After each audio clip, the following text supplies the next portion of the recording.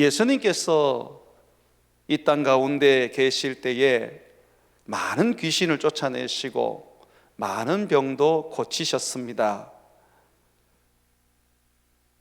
물고기 2마리와 떡 5개를 가지고 남자 장정들만 5,000명을 먹이는 기적도 행하셨습니다. 바다 위도 걸어가셨지요. 예수님은 능력 그 자체셨습니다. 그가 보여주는 능력으로도 충분하게 그가 우리의 구원자이시고 하나님의 아들임을 우리는 볼 수가 있습니다. 그런데 예수님께서 오늘 말씀 가운데에 내가 귀신을 쫓아내는 이 일을 하는 능력은 하나님의 손을 힘입어 하는 것이다 라고 말씀하고 있습니다. 20절 말씀 한번 보십시오. 예수님이 귀신을 쫓아내니까 사람들이 귀신의 왕 바알세불을 힘입어 귀신을 쫓아낸다라고 그들은 예수님을 향하여서 모욕하고 저주에 가까운 말을 했습니다. 그랬더니 예수님이 아니다, 나는 하나님의 손을 힘입어 귀신을 쫓아낸다라고 말씀하셨습니다. 같이 한번 읽겠습니다. 그러나 내가 만일 하나님의 손을 힘입어 귀신을 쫓아낸다면 하나님의 나라가 이미 너희에게 임하였느니라. 아멘. 하나님의 손으로 귀신을 쫓아내고 병전자도 고치고 오병이어의 기적도 일으키고 그는 바다 위도 걸어 다니셨습니다. 그렇다면 이 하나님의 손이라는 것이 무엇일까요? 우리는 이 하나님의 손을 힘입어 예수님처럼 살 수 있을까요? 성경은 이 하나님의 손이 바로 성령이라고 말씀해 주십니다.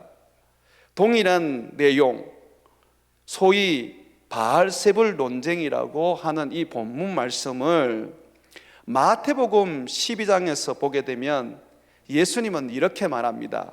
내가 하나님의 성령을 힘입어 귀신을 쫓아내는 것이면 하나님 나라가 이미 너희에게 임하였느니라고 하셨습니다. 오늘 본문 말씀 누가복음 11장에는 하나님의 손으로 귀신을 쫓아냈다고 말씀하시고 동일한 사건이고 동일한 이야기인데 마태복음에서는 예수님의 제자 마태가 성령을 힘입어 예수님이 귀신을 쫓아냈다고 말하고 있습니다. 그래서 우리는 하나님의 손이라는 것은 곧 성령이라는 것을 알 수가 있습니다. 그러면 우리 주님이 정말 우리에게 원하시던 일이 무엇입니까? 우리를 제사함 받게 하고 성령을 받게 하는 이 두 가지 아닙니까? 예수님께서 하나님의 손 성령을 힘입어서 귀신을 내어 쫓고 병도 고치고 이적과 기적을 행하셨다면 우리도 그렇게 할 수 있는 것입니다. 왜냐하면 하나님의 손은 성령입니다.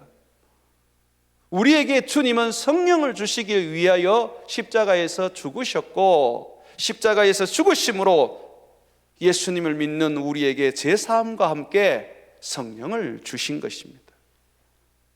우리가 받은 성령은 하나님의 손입니다.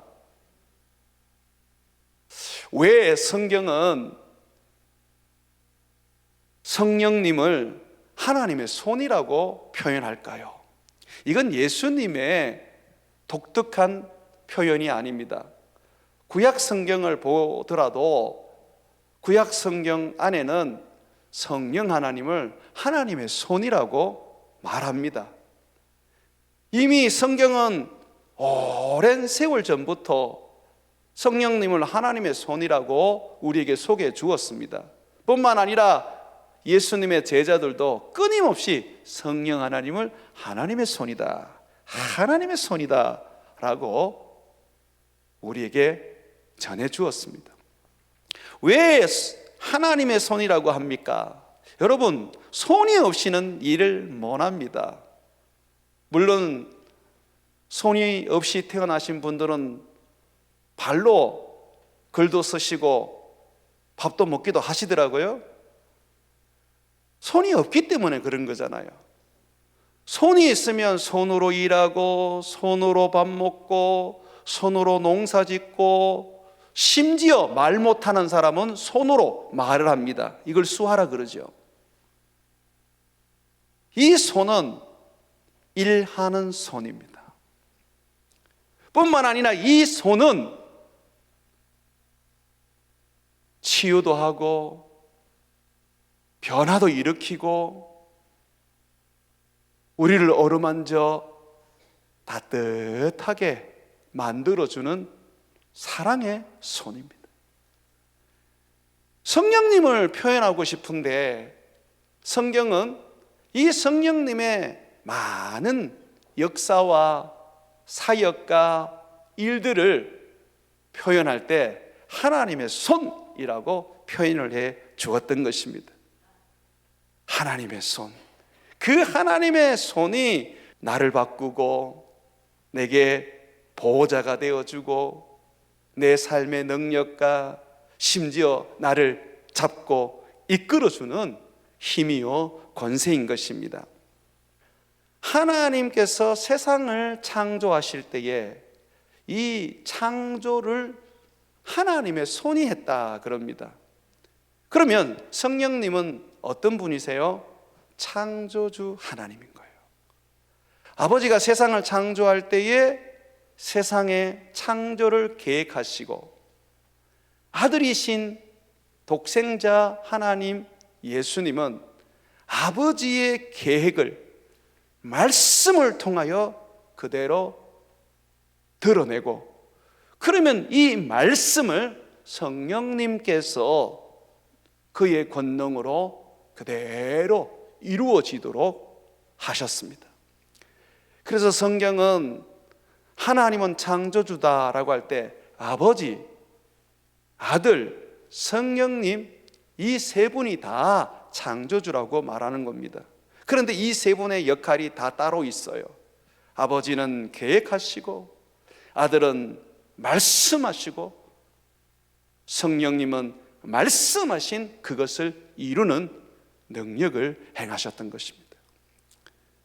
실질적으로 창세기 1장에 보시면요, 하늘과 땅을 지었을 때에 거기에 땅에 성령님께서 거닐고 계셨습니다. 성령님께서 세상을 직접 창조하고 있는 모습을 보여주는 것이죠. 하나님이, 아버지가 계획하시고 아들이 아버지의 그 계획을 말씀으로 선포할 때에 그대로 성령님이 이루시는 겁니다. 그러다 보니 성령님은 하나님의 창조의 손이었습니다. 히브리서 1장 10절에 보게 되면 주여 태초에 주께서 땅에 기초를 두셨으니 하늘도 주의 손으로 지으신 바라. 이 주의 손이 바로 성령을 일컫는 말입니다. 표현입니다. 예수님도 병을 고치실 때 말씀으로 고치시잖아, 그죠? 예수님께서 깨끗하여져라. 그러면 깨끗하여지지 않습니까? 그런데 그때 깨끗하여지게 만드시는 분이 성령님이세요. 예수님이 말씀을 할 때에 그 말씀대로 성령님이 역사하시는 거죠. 목사님, 성령님이 안 보이는데 어떻게 그렇게 단언하십니까? 예수님이 요한복음 6장에 뭐라고 하셨어요? 내가 이르는 말은 영이요 생명이니라. 여러분, 하나님에게만 쓰는 단어가 생명입니다. 그리고 우리 하나님은 영이십니다. 예수님의 입에서 말씀이 나갈 때에 이미 성령께서 역사하시는 겁니다. 성령께서 예수님의 말씀과 함께 그냥 그 말씀대로 이루어 버리시는 겁니다. 그래서 예수님이 부활하신 후에 제자들을 만났을 때에 어떻게 했습니까? 하시면서 성령을 받아라. 성령이 어디서 나옵니까? 아들로부터 나오는 거죠. 구약에는요, 아버지로부터 나오는 거죠. 사랑하는 여러분, 여러분들이 알아야 할 부분이 뭐냐면, 하나님의 말씀을 내가 그렇게도 잘 알고 그 말씀을 붙잡고 사는데 그 말씀대로 기적과 이적이 일어나지 않는 그 이유가 바로 성령이 거기에 거하지 않기 때문이라는 것을 여러분들이 아셔야 합니다. 모든 이적과 기적은 하나님의 손에서 나옵니다. 성령이 없으면 아무것도 못해요. 우리가 거듭나는 것도 성령으로 거듭나고, 우리가 하나님의 사람으로 만들어지는 것도 성령으로 만들어지는 겁니다. 어느 한 곳이라도 성령이 없이 되어지고 만들어지고 이루어지지 않는 것이 어디 있습니까? 그래서 성령이 우리에게는 너무너무 중요한 우리 하나님입니다. 그래서 여러분들이 반드시 또 마음에 새겨야 하는 부분이 뭐냐면, 내가 말씀을 많이 안다고 해서, 내가 기도를 많이 한다고 해서 되는 게 아니구나. 내가 말씀을 믿고 말씀을 선포하는 곳에 성령이 임재하셔야 되고, 내가 기도하고 기도하는 그곳에 하나님의 성령이 나타나고 그 기도를 들으시고 이루시는 성령의 역사가 있어야 되는구나 라는 것을 아셔야 합니다. 이 성령 하나님은요, 우리가 하는 모든 일에 있어서 역사와 하나님의 일을 이루십니다. 우리 교회는 제자 만들고 선교하기 위하여 세워진 교회입니다. 그렇다면 제자 만드는 것도 이영 목사나 또는 제자 훈련을 받은 사람들이 제자를 만드는 듯 하지만 거기에는 성령의 역사가 있어야 된다는 겁니다. 마찬가지로 우리가 선교사를 보내고 끊임없이 그들을 위하여 기도한다 할지라도 그들이 선교하는 그곳에 성령의 역사가 있어야지만이 선교가 이루어지는 것입니다. 안디옥 교회는 첫 이방인 교회입니다. 이 첫 이방인 교회가 개척이 되었을 때에 어떻게 개척이 되었느냐 하면, 성경에서는 이렇게 증언합니다. 사도행전 11장 21절입니다. 주의 손이 그들과 함께 하심에 수많은 사람들이 믿고 주께 돌아오더라. 할렐루야. 여러분, 아무리 우리가 머리 좋고 똑똑하고 공부 많이 한 사람을 선교사로 보낸다 할지라도 하나님의 손이 함께하지 않으면 절대로 선교는 이루어질 수 없고 교회는 세워질 수 없습니다. 하나님이 세우시는 교회는 성령께서 세우십니다. 하나님의 손이 함께 하셔야 되는 거예요. 하나님의 손이 교회를 세우고, 하나님의 손이 교회를 만들고, 하나님의 손이 교회를 통하여 온 땅을 구원하게 해야 하는 것입니다. 하나님의 손 없이 되는 게 어디 있습니까? 그래서 여러분, 예배할 때도 우리는 성령을 힘입지 않고는 예배를 못해요. 영과 진리로 예배하라 그랬지 않습니까? 그 영이 성령이잖아요. 봉사도 마찬가지죠. 성령으로 봉사하라고 말씀하고 있죠. 기도도 마찬가지죠. 성령으로 기도하라고 말하고 있는 거죠. 어느 날 한국 교회에 믿음의 성도들이 왜 이렇게 힘이 없고 겨우겨우 하루하루 신앙을 버티며 살아가는지 아십니까? 자녀들이 뭔가 조금만 자기 마음에 맞지 않으면 교회를 떠나버리고 하나님이 안 계신다라고 그들은 외칩니다. 왜 그렇게 그들이 불신자가 되는지 아십니까? 성령이죠. 이걸 놓치면 안 돼요.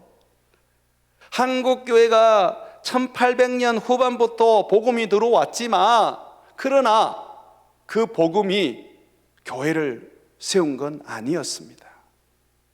1900년도 평양 대부흥이 일어났을 때, 성령이 임하였을 때에 하나님의 손이 교회들마다 나타나서 그들을 움직였을 때에 비로소 회개운동이 일어나면서 교회의 부흥이 일어난 것입니다.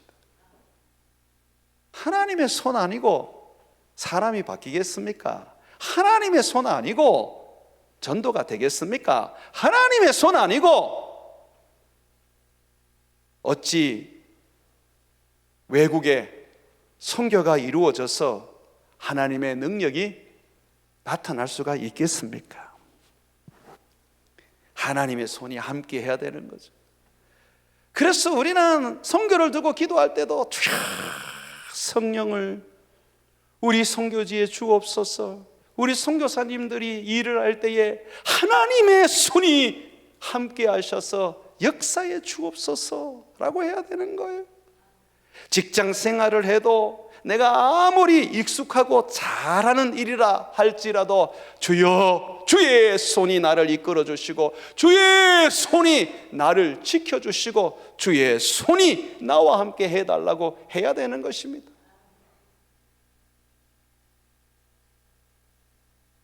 예수님이 주님인 것을 믿는 믿음은 여러분들이 다 가지고 있는데, 제가 어느 때 보면 여러분에게 하나님의 손, 성령이 여러분에게 임하고 여러분들을 이끌고 여러분들과 함께하여서 여러분들로 하여금 일을 할 수 있도록 만들어 줘야 한다는 것은 안 믿는 것 같아요. 제가 성령에 대한 설교를 정말 많이 했거든요. 그런데 성령에 대한 설교를 하면 그냥 그런 게 있는갑다 하고 마는 것 같아요. 정말 그건 어리석은 신앙입니다. 여러분들이 아무리 말씀을 많이 들어도 이것이 내게 생명이 되고 능력이 되고 내 가슴을 뜨겁게 하여서 나로 하여금 그 말씀이 역사하도록 만들려면 성령이 없이는 안 됩니다. 너무 중요한 거예요. 성령의 역사로 다 이루어지는 것입니다. 여러분, 사람들에게 예수님을 믿게 만들고 또 예수님을 믿은 사람들이 예수님을 위하여 헌신하고 예수님을 위하여 자기 인생을 드릴 수 있도록 만들기 위해서는 여러분의 설득력보다 성령이 그 사람들의 마음을 만져주시는 감동이 있어야 됩니다. 한번 따라 합시다. 감동. 하나님이 감동을 시켜야 되는 거예요. 역대하 30장 12절에 보게 되면 하나님의 손이 또한 유다 사람들을 감동시키사 그들에게 왕과 방백들이 여호와의 말씀대로 전한 명령을 한 마음으로 준행하게 하셨더라. 왜 이스라엘 백성들이 광야에서 순종하지 못했고 끊임없이 그들은 하나님을 대적하면서 결국은 바벨론까지 포로 생활을 하다가 나중에는 버림을 받습니까? 성령이 없었잖아요. 하나님의 성령이 임하면, 하나님의 손이 임하기만 하면, 그 마음에 감동을 주시기만 하면 그 감동으로 말미암아 그냥 일어나서 주님을 위하여 헌신하고 주님을 위하여 복종하고 주님을 위하여 살아갈 수 있게 됩니다. 우리 교회에 어떤 청년이 교회를 찾아왔어요. 대학 4년 동안 나름대로 뭔가 열심히 일하면서 공부를 했는데 졸업하고 나니까 직장에도 쉽게 들어갈 수가 없고, 그리고 모든 것들이 힘겹고 고통스러웠습니다. 잠도 이루지 못하고 대인의 기피증이 생겨서 사람들도 만나지를 못했습니다. 그런데 하나님이 그 마음에 감동을 주셔서 고등학교 때 친구 따라 교회 한번 갔던 거 기억나서 우리 교회를 온 겁니다. 우리 교회를 왔는데 예수님이 누군지도 모르고 십자가가 뭔지도 모르고 그렇게 왔어요. 그냥 마음에 감동이 있으니까 와서 예배를 드리는데 어디에서 그렇게 솟아나는지 모르겠는데 그냥 펑펑 눈물이 나는 거예요. 왜 오는지도 몰라요. 그냥 뭔가 모르게 감동이 일어나는 거예요. 그냥 뭔가 모르게 그냥 눈물이 나는 거예요. 그 친구가 그렇게 눈물이 나고 감동이 생기니까 교회를 온 거죠. 청년부를 온 건데, 우리 청년부는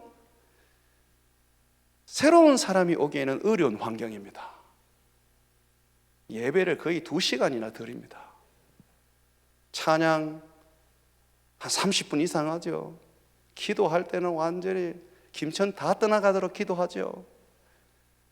그러니 새로운 사람들은 여기가 뭐 하는 곳인가 싶은 생각이 드니까 쉽게 적응하기가 어려워요. 근데 이 친구가 이 성령의 감동을 받고 무슨 기도를 해야 되는지도 모르는데 눈물이 나고 자기도 막 그 기도 속에 젖어드는 거예요. 그렇게 주님을 믿게 되었어요. 그래서 성경 공부를 시켜보니까 성경은 안 믿겨진대요. 어떻게 오병이어 기적이 일어날 수 있습니까? 어떻게 바다 위를 걸을 수 있습니까? 성경으로는 도저히 안 믿어진대요. 그런데 제가 물었어요.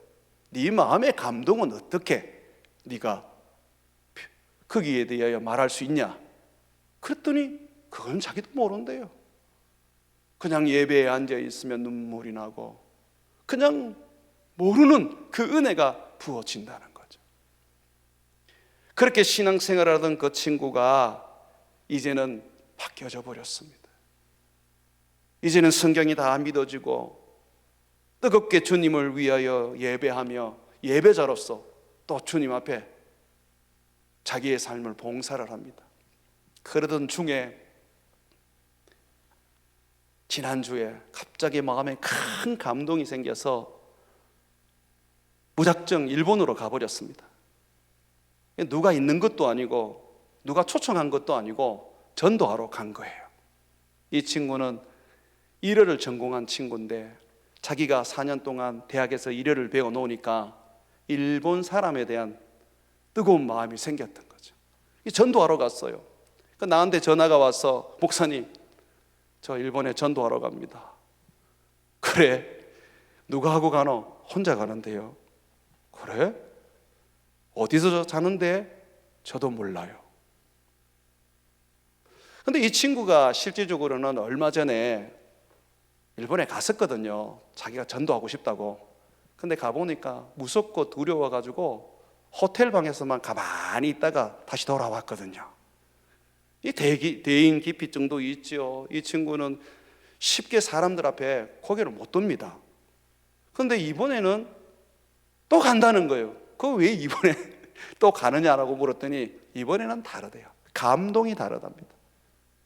하나님이 주신 은혜가 다른데 자기가 이 은혜 같으면 한번 전도해 볼 수 있다는 겁니다.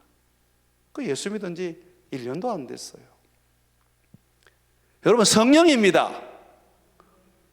자꾸 오늘날 너무 지식으로 복음 전하고 몸으로 교회에 헌신하고 교회에서 일하게 만들면서 자꾸 교회가 익숙하도록 만드는데 그거 안 하셔도 됩니다. 하나님의 손, 성령이 임해버리고 성령이 그와 함께 하여 주시고 성령이 감동을 주시고 성령이 말씀을 깨닫게 하면 그 사람은 주님 아래서 모세가 될 수 있고 바울이 될 수 있고 하나님이 쓰시는 제자로서 역량을 온전히 드러낼 수가 있는 겁니다. 사랑하는 여러분, 여러분들은 성령을 받으셨지요. 그런데 제가 묻고 싶습니다. 성령의 능력을 여러분 받으셨는데 지금은 어떻습니까? 성령 충만하십니까? 옛날에는 그래도 내가 뜨거웠는데, 옛날에는 내가 정말 불이었는데 라고 하면서 지금은 못 내 아쉽지는 않습니까? 그러면 옛날에 부어졌던 성령은 지금 안 계십니까? 내 안에 계시잖아요. 그런데 내가 지금 활활 타오르는 성령 충만이 아니다 보니 세상에서 그저 믿는 사람과 다를 바 없는, 어떻게 보면 쪼매나은 그런 모습으로 살아가는 것입니다. 성령입니다. 이 성령께서 우리와 함께 하시면요, 성령 하나님은 우리들에게 선도 베풀어 주시고 상도 주시고 때로는 죄를 지으면 벌도 주십니다. 심지어는요, 우리를 부하게도 하시고 가난하게도 하십니다.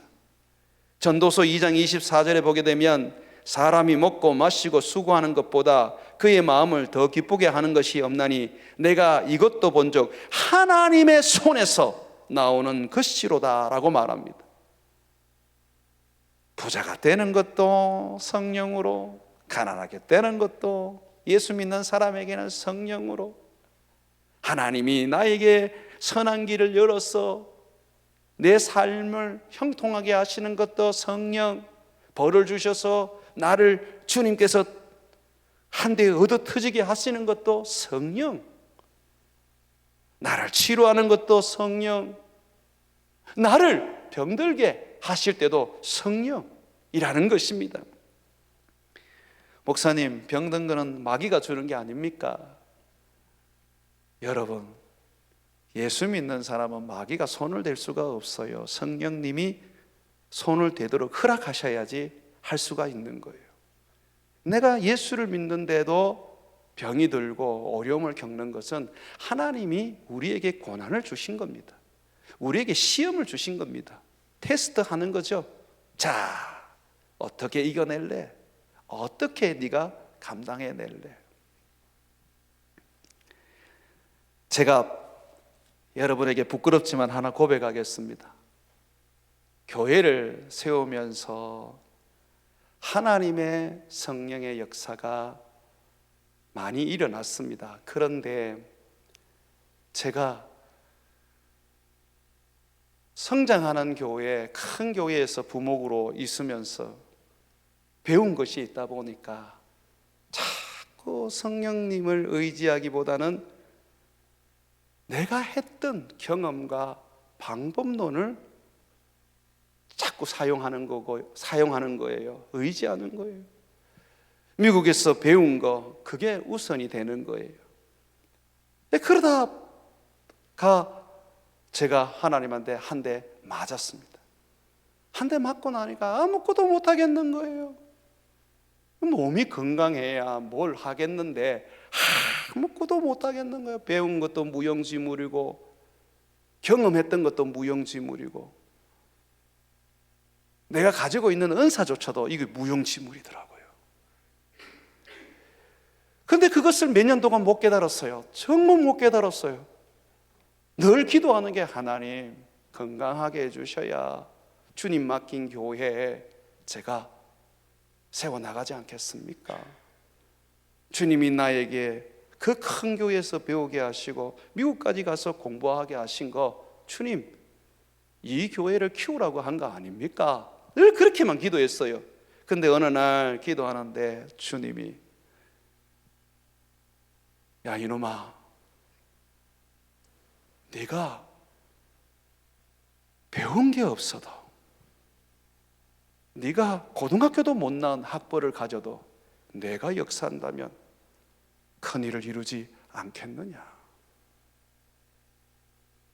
조영기 목사는 고등학교도 제대로 못 나오고 신학교도 1년밖에 못한 사람인데 어떻게 그는 그런 일들을 할 수 있었겠냐? 그 사람은 어디 큰 교회 가서 배웠냐? 미국 유학을 했냐? 아니지 않느냐? 네가 지금 빨리 네 힘으로 하던 거, 네 머리로 하던 거, 네 경험으로 하던 거, 네 학벌 다 내려놓고 하나님의 손, 성령만 의지하지 않는다면 너는 아무것도 할 수가 없을 것이다. 제가 그것을 주님으로부터 깨닫고 난 다음에 참 제가 소위 말해서 큰 교회에서 부목사한 게 그렇게 후회스럽고 미국 가서 박사학위 받아온 게 그렇게 후회스럽더라고요.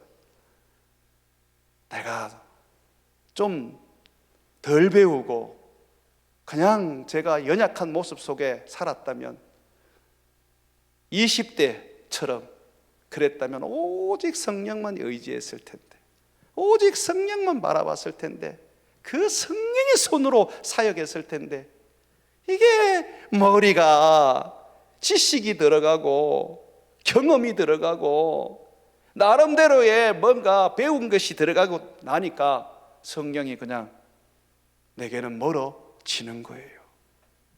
사랑하는 여러분, 예수님은 성령으로 하셨습니다. 하나님의 아들이신데도 불구하고 그는 성령으로 하셨습니다. 예수님의 어린 시절을 보게 되면 주의 손이 항상 예수님께 머물러 있었다 그래요. 그래서 지혜와 총명이 넘쳐났던 것이죠. 하나님의 성령인 내게 임하면 지혜도 생기고 총명도 생기고 능력도 생기고 사람도 감동시키고 전도도 하고 세상도 새롭게 창조할 수 있는 것입니다. 부하게도 되고 가난하게도 되고 주님의 사랑도 받고 미움도 받게 되는 것이죠. 주님의 붙잡아 주심과 주님의 위로하심과 주님의 능력이 주어지는 것입니다.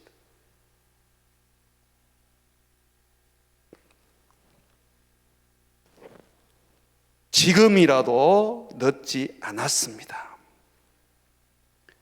우리가 성령을 의지하고 우리에게 주신 예수님의 영, 하나님의 손을 붙잡고 그를 힘입어 살아간다면 성령님께서는 하나님의 손으로서 우리가 하는 모든 일을 새롭게 창조해 주시고 우리가 전도하는 그 일에 권능을 나타내어 수많은 사람들을 믿고 돌아오게 하시며 사람들에게 감동을 주셔서 그들로 하여금 주님을 순종하고 복종하며 주님을 위하여 헌신하게 만들어 줄 것입니다.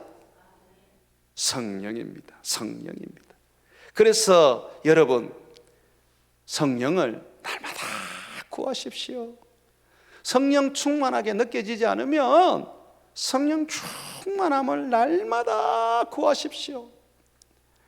조금 은혜가 됐다 싶으면 그거로 끝내면 안 돼요. 우리의 가야 할 그 길은 멀고 우리가 해야 할 일들은 험한 일입니다. 그렇다면 에너지를 듬뿍 채워야죠. 자동차에 기름 만땅 집어넣듯이 성령으로 충만해야지 우리가 가는 그 일에 그 길을 걱정 없이 갈 수 있고 중단 없이 갈 수 있고 하나님의 뜻을 이룰 수가 있는 것입니다. 나의 일을 예수의 손, 하나님의 손이 하시고 나와 함께 하시는 예수의 손, 성령님이 머물러 나를 인도하고 보호하시기를 기도하십시오. 성령으로 기도하고 성령으로 봉사하고 성령으로 목회하고 성령으로 설교하고 성령으로 하나님의 일을 하려고 발버둥을 치십시오. 내가 아니라 내 안에 있는 예수, 내 안에 있는 예수가 누굽니까? 그리스도의 영, 성령 아닙니까? 성령이 없이 무슨 그리스도가 내 안에 있습니까?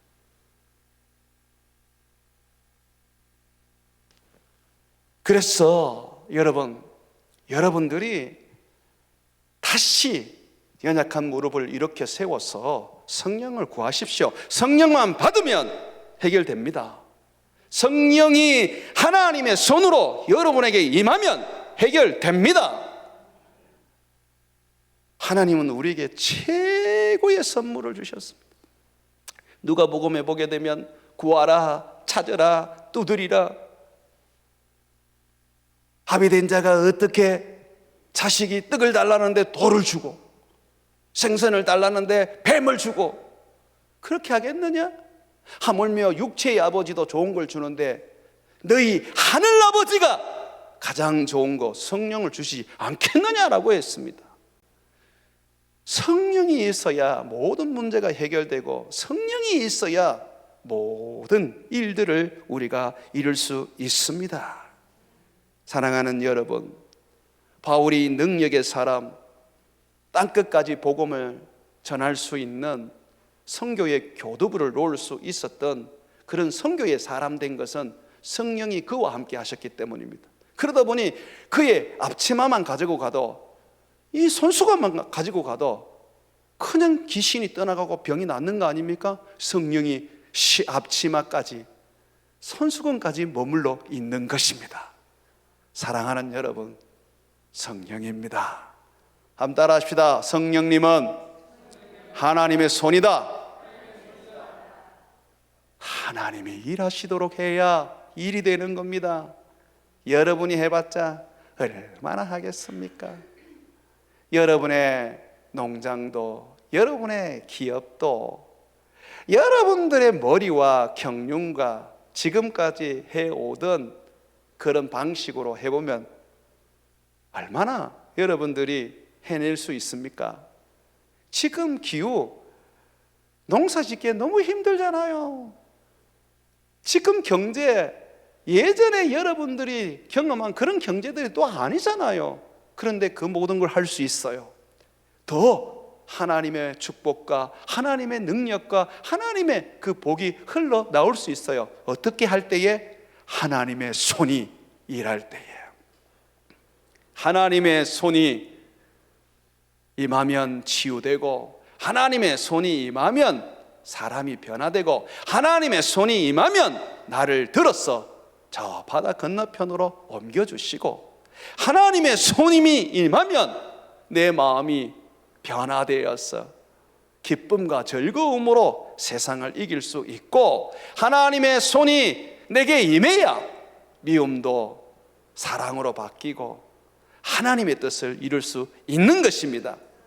그래서 오늘 이 밤에 하나님의 손을 구하고 그 손에 충만함을 입어서 예수님처럼 하나님의 손으로 귀신도 쫓아내고 병도 고치고 내게 주어진 일도 하고 목회도 하고 설교도 하고 봉사도 하고 내일 모레 있을 전도 잔치도 만들어 내기를 주의 이름으로 축원을 드립니다.